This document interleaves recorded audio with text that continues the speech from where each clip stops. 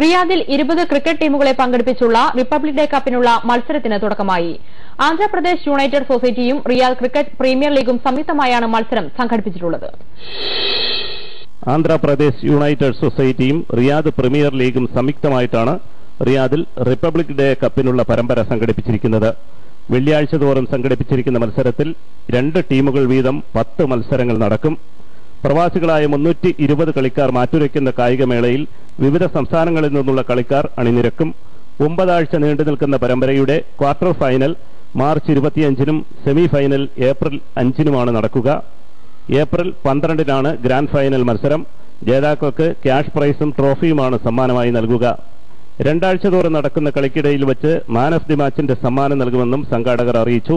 വിവിധ ടീം ക്യാപ്റ്റന്മാരെ പങ്കെടുപ്പിച്ച് നടന്ന വിശദീകരണ യോഗത്തിൽ ഡോക്ടർ അഷ്റഫ് അലി, ഷമീം ഖാൻ, റഫീഖ് തുടങ്ങി നിരവധി പേർ പങ്കെടുത്തു. ജീവൻ ന്യൂസ്, റിയാദ്.